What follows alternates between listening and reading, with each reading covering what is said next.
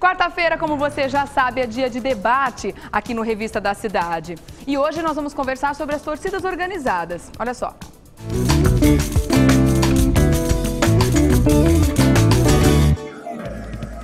Hoje é um dia especial para todo mundo que gosta de futebol, né? Independente se você é corintiano, santista, muitos times grandes vão fazer jogos importantes de vários campeonatos. Só que aí, né, esses jogos prometem levantar os ânimos e mexer com os corações dos torcedores. Roda o VT, a gente já conversa.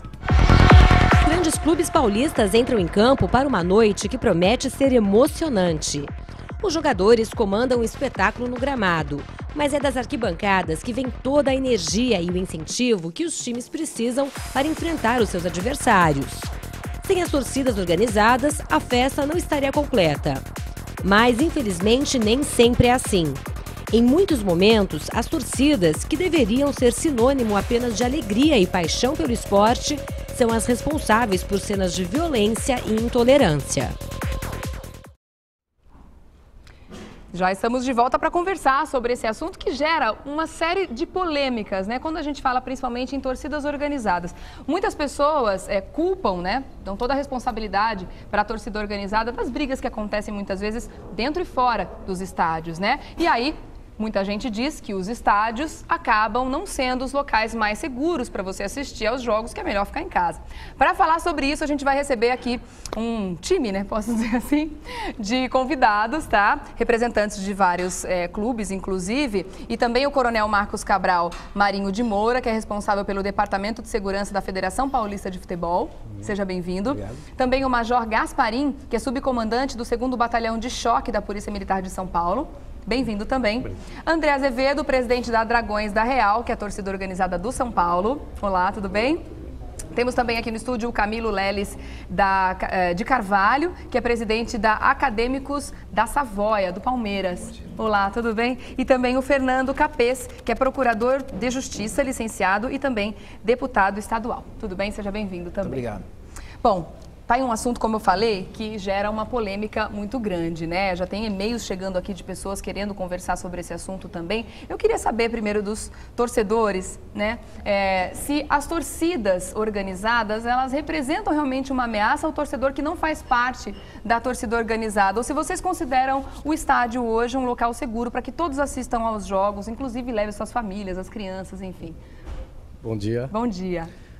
Na realidade, a gente estava até conversando agora fora sobre esse assunto, que a questão da violência, no nosso ponto de vista, é uma questão até muito mais social do que propriamente um problema de torcida organizada. Eu acho que hoje a gente vive uma sociedade violenta. Em dias que não tem jogos de futebol, o jornal do dia seguinte fala sobre violência. Então, o que a gente tem que revisar é a violência na sociedade, não a violência em torcida organizada. Torcida organizada, ela sofre de todos os problemas que a gente tem no nosso cotidiano, no nosso dia a dia. Falta de educação, problema com desemprego, todos esses problemas. Imagine você colocar todos esses problemas num lugar só, entendeu? Também temos esses problemas também. Então a gente tem que só passar a mensagem para a sociedade que a violência não é da torcida organizada, infelizmente é da sociedade. Então a gente sofre vários problemas com isso, entendeu? E na verdade também, às vezes acontece que, vamos supor, tem um jovem, não sei, na Zona Leste, que ele é de uma comunidade carente, ele convive com a violência, ele vive a violência. Muitas vezes ele pensa que a torcida organizada é uma válvula de escape para ele descontar essa violência que ele tem. Ele quer um jogo, se ele tacar um tênis dentro do campo, nós vamos ser punidos. A gente que está na liderança de uma torcida, a gente tenta fazer uma dosagem disso, tentar explicar para a pessoa, olha, você não pode ter tal atitude, porque senão a gente vai tomar uma punição. Enquanto nós falamos aqui hoje, acho que tem 6 ou 7 torcidas no país que estão punidas, justamente por atos que foram cometidos, entendeu? Atos individuais. Entendeu? Então vocês acreditam que isso são atos isolados, não tem nada a ver com as pessoas que fazem parte das torcidas organizadas. É que nós temos uma responsabilidade como entidade. Mas isso não parte das torcidas organizadas, parte, infelizmente, de pessoas, entendeu? Tá. Tanto que eu até comento, a gente não pode prometer algo que não pode cumprir. Nós não vamos acabar com a violência. Nós, líderes de torcida, porque a violência faz parte do nosso dia a dia, infelizmente. Quem tem que ver isso é o poder público, é a justiça, tem que prender as pessoas que cometem esses atos. Entendeu? E vocês não conseguem controlar esses brigões que às vezes fazem parte da torcida e que acabam com a paz. Vou até dar um exemplo. Quando a pessoa se forma para ser policial, por exemplo, ela não aprende a ir para o caminho errado e ela vai. Ou seja, o controle dessas situações não é só nosso. Ninguém tem o controle geral sobre qualquer atividade que seja. Hoje a gente sabe que temos advogados desviados, temos policiais desviados, temos políticos desviados. Por que na torcida vai ser diferente? Não vai ser, vai ter problema também. Tem várias perguntas chegando, eu já quero começar a repercutir com vocês, para que vocês também coloquem os seus pontos de vista, tá? O Carlos, de São Paulo, diz o seguinte: Coronel Marinho disse durante uma conferência do esporte que a máscara dificultaria a identificação do torcedor caso ele cometesse algum crime. Então, não posso ir ao estádio de camiseta, pois com ela também posso cobrir o meu rosto. É bonito, é. Qual que é a justificativa em cima disso? É o trabalho preventivo. Evidentemente, a máscara, a pintura no rosto, isso tudo dificulta a identificação das pessoas quando se envolve na ocorrência. Né? É evidente que hoje nós temos um avanço maior da tecnologia, nós temos o monitoramento, imagem, gravação. Então, isso tudo é questão de você rediscutir a coisa. Mas no meu tempo, quando eu proibi lá atrás, é que você não tinha monitoramento no estádio, você não tinha nada disso. Por exemplo, uma foto, isso dificulta a identificação da pessoa. Se está com a cara limpa, é muito mais fácil você identificar quem foi. Né? É uma forma de você... A camiseta, todo mundo usa o vanhoé. Tem várias formas de você tentar esconder a sua identidade, né? Aí cabe a nós lá prender a pessoa e tal. Mas é para facilitar, inclusive, a identificação, tá? Esconder o rosto, depois que você fez uma coisa, tá no direito dele fazer isso, tentar fugir, né? E se esconder no anonimato. Mas a gente tem outros instrumentos, outras ferramentas para a gente tentar identificar as pessoas, né? Esse trabalho já está sendo feito, nós estamos avançando nisso, de controlar melhor as pessoas que comparecem no estádio com identificação, com filmagem, com coisas mais modernas. Nós temos negócio de biometria facial, são coisas que a gente está avançando para tentar quebrar o anonimato das pessoas dentro do estádio. Tá, falando sobre essa identificação do torcedor violento que quer adentrar o estádio, muitos deles já estão proibidos, né? Tem uma lista de torcedores que, participando de brigas, já estão de fora, principalmente de jogos mais importantes. Como é que é feita essa proibição? Como é que é feita essa identificação na entrada dos estádios? Porque ele pode ir com qualquer outra roupa que não identifique que ele é o torcedor daquele time especificamente. Já nós estamos avançando nisso também. Hoje, realmente, é uma coisa assim, vamos dizer assim, ele entra, se você pegar essa pessoa dentro do estádio, é uma medida administrativa nossa, né? Tá. A única coisa que você pode fazer é tirar ele do estádio novamente, tá? Nós esperamos, sim, com a medida judicial, que é realmente a proibição por um juiz, né, de direito, que aplica uma pena prevista no Estatuto de Defesa do Torcedor, se ele for pego novamente dentro do estádio, ele vai responder por crime de desobediência. Tá. Então vão agravando as coisas, tá? Mas a gente está buscando alternativas que é realmente fiscalizar na entrada, com a imagem que eu falei da biometria facial. Nós estamos buscando soluções aí, que não são coisas simples. Nós estamos testando algumas coisas para que você, já na porta do estádio, já pare aquele indivíduo que é proibido. Tá. Desde que você tenha a identificação dele na biometria facial, você já vai parar a pessoa lá. Ou pela justiça ou por nós. Né? Tá. Nós estamos buscando soluções. Isso que é importante a gente estar discutindo, vendo o que é melhor para oferecer segurança para o torcedor que comparece no estádio. Bom, nós fizemos contato para participar deste debate com representantes de várias torcidas organizadas. Alguns estavam à disposição, outros não. Torcedor da Gaviões da Fiel, ele é integrante da Gaviões há 21 anos. Ele estava a caminho daqui, não conseguiu chegar, mas ele vai participar com a gente pelo telefone, que é o Júlio César da Silva. Ele é, claro, da Gaviões, corintiano, né? Júlio, tudo bem? Você está me ouvindo? Estou te ouvindo, tudo bem? Tudo bem. Bom dia a todos vocês. Bom dia para você também. O Júlio, ao Major Marinho, onde que eu particularmente sim, tenho um grande respeito, aos outros Major, ao deputado Fernando Carpez também, onde que ele tomou uma atitude muito séria, né, naquele ano de 95, onde que ele foi assim, muito decisivo na extinção das torcidas, né? Eu respeito muito a opinião dele nessa atitude. Então você concorda com a extinção da torcida em alguns casos? Porque no mês passado, o promotor Roberto Senise Lisboa, da Promotoria do Consumidor, ele pediu à Justiça a extinção de 4 torcidas organizadas, né? Entre elas, a Gaviões da Fiel está envolvida. Além da Mancha Alviverde do Palmeiras, a Fúria Independente e Guerreiros da Tribo, ambas do Guarani. O que você pensa sobre isso, Júlio? Eu respeito ele, né? pela opinião que ele deu, mas assim, eu acho que só extinguir as torcidas organizadas, eu não concordo não, sabe por quê? Porque a gente é aquilo que dá, a gente é que impulsa o futebol, a gente que faz a festa, né? E você não pode proibir uma torcida, uma entidade, né? Isso todos, né? Por causa de meia dúzia de pessoas que não incoerentes, né? Que vandalizam. Você não pode generalizar uma entidade inteira, né? Eu acho que infelizmente, como o rapaz disse, né? Tem tanta gente que teve estudo e conseguiu se infiltrar no meio da criminalidade. Imagine torcida organizada que 90% são da periferia. Né? Eu não concordo não com a extinção das torcidas. Eu concordo em você fazer lei, em você punir os baderneiros. Isso eu concordo. Tá. Bom, Entendeu? Tem muita gente que também discute. Eu vou pedir para o Júlio segurar na linha, se ele quiser entrar em algum momento no debate também e dar a opinião dele, fica à vontade, tá, Júlio? Porque muitas pessoas discutem também a atuação da polícia em muitos casos, né? Porque quando quando explode, né, a panela de pressão dentro do estádio, a gente inclusive viu nas imagens ali, a pancadaria é generalizada, inclusive policiais acabam sendo atingidos, né, por cadeiras, por objetos que são lançados muitas vezes contra os policiais. A Iraci José da Vila Romana diz o seguinte: na minha opinião, não adianta montar uma operação de guerra para vigiar as arquibancadas se as brigas mais violentas acontecem longe dos estádios. É preciso impedir que sejam marcados confrontos em estações de trem e de metrô, terminais de ônibus e grandes avenidas da cidade e acabar com o costume horrível das lutas marcadas pela internet. Como é que a polícia está fazendo para atuar? Ah, é? Tá bom, eu vou deixar essa pergunta no ar, então minha diretora pediu para eu dar um recadinho rapidinho ali e eu volto já para a gente continuar e aí eu vou pedir para que você repercuta, por favor, a opinião dessa telespectadora e diga como é que a Polícia Militar age nesses casos, tá bom?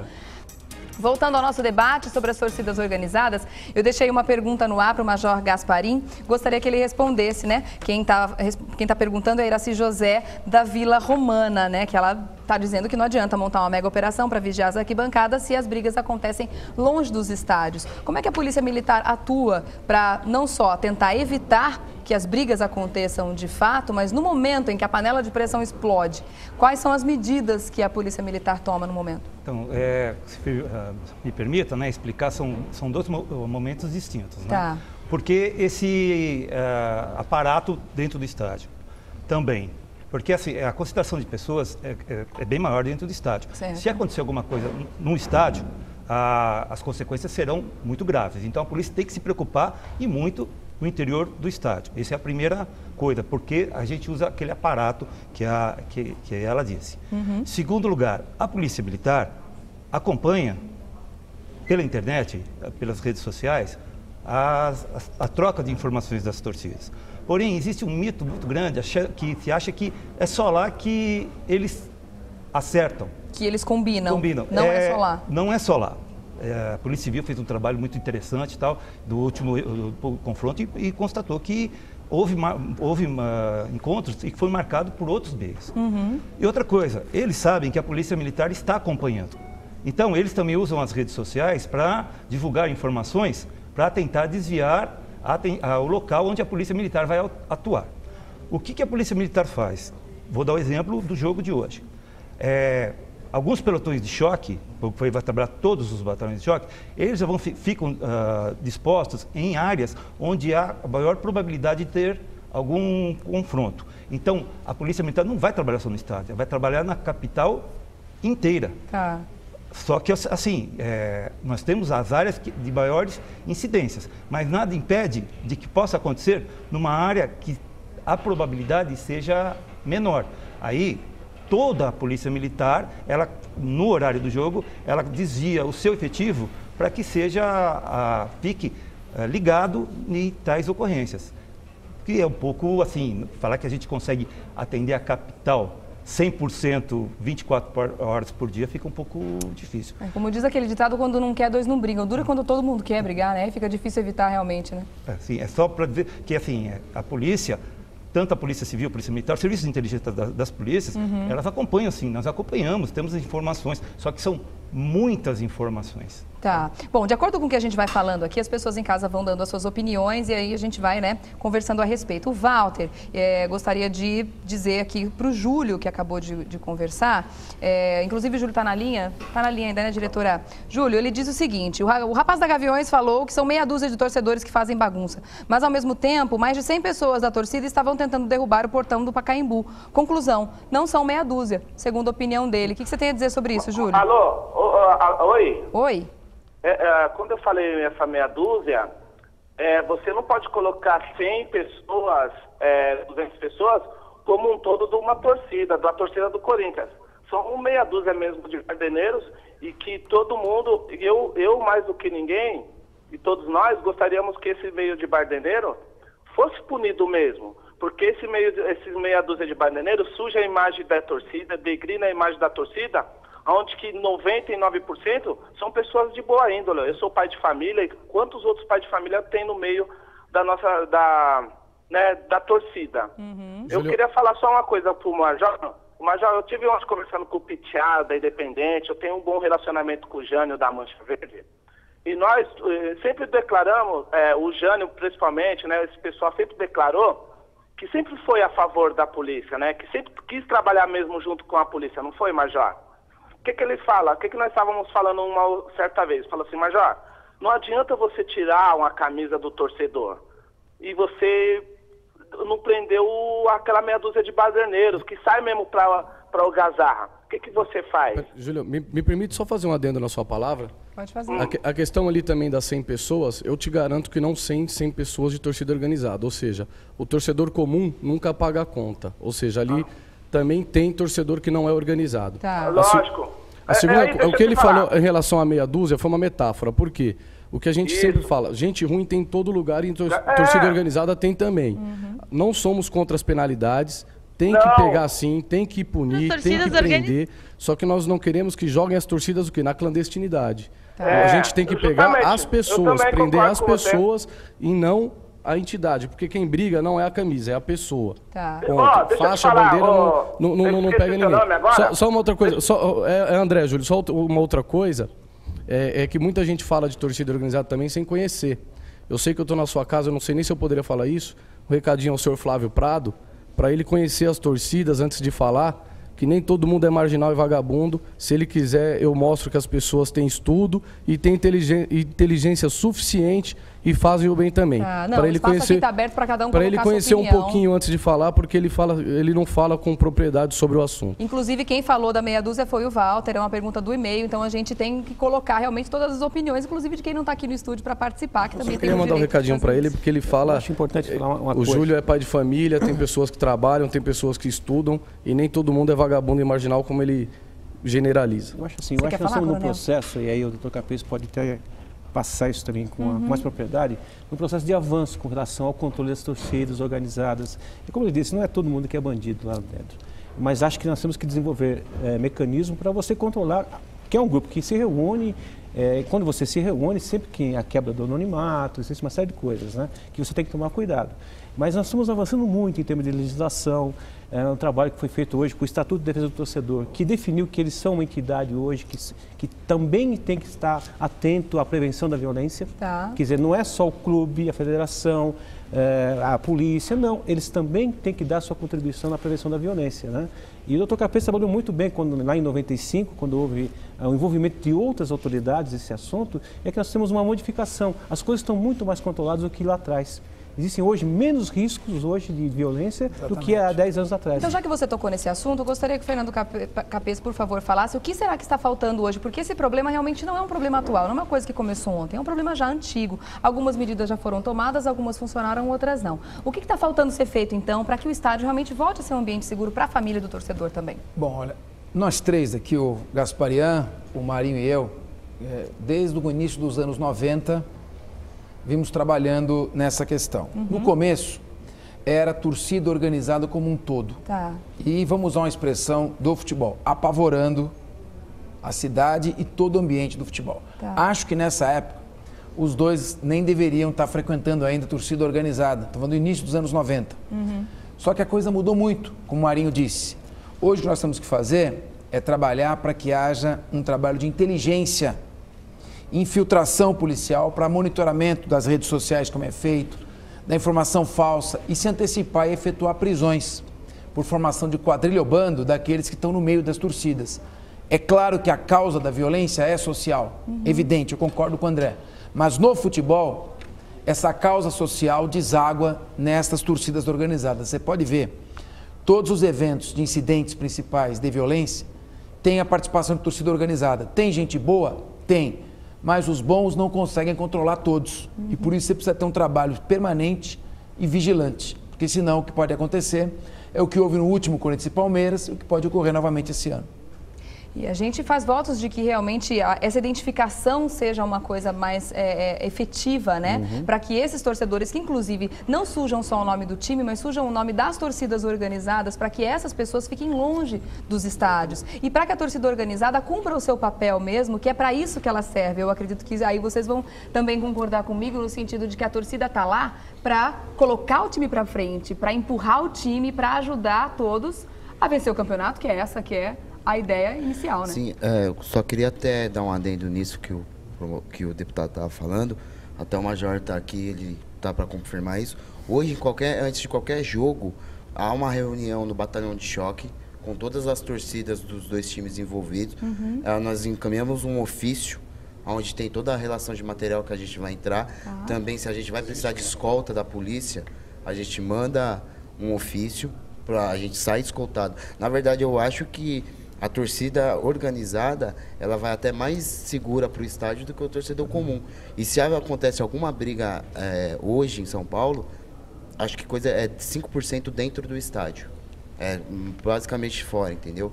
Então, o problema hoje não é no estádio, o problema hoje é fora do estádio. A Polícia Militar evoluiu muito, pelo que eu vejo dos anos de 90, nessa relação no estádio.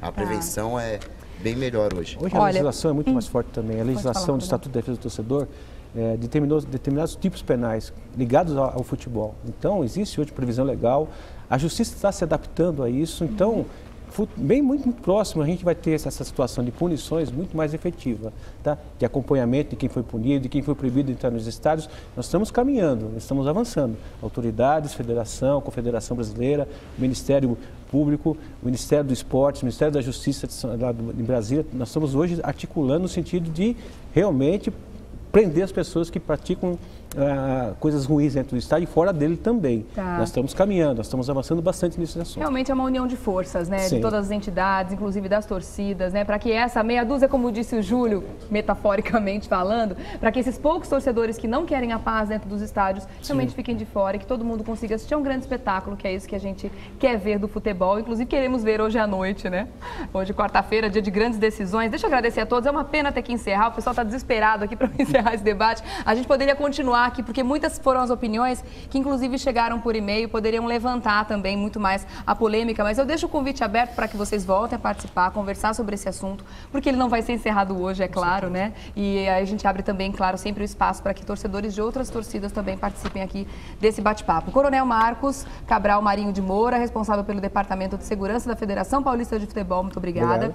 Também Major Gasparian, agora corrigindo seu nome, me perdoe no começo, eu errei aqui, subcomandante do 2º Batalhão de Choque da Polícia Militar de São Paulo, André Azevedo, presidente da Dragões da Real do São Paulo, o Júlio César da Silva, que participou com a gente pelo telefone, que é integrante da Gaviões da Fiel, o Camilo Leles de Carvalho, que é presidente da Acadêmicos da Savoia, do Palmeiras, e também Fernando Capês, procurador de Justiça, licenciado e deputado federal. Muito obrigada a todos, viu, gente? Até uma próxima oportunidade.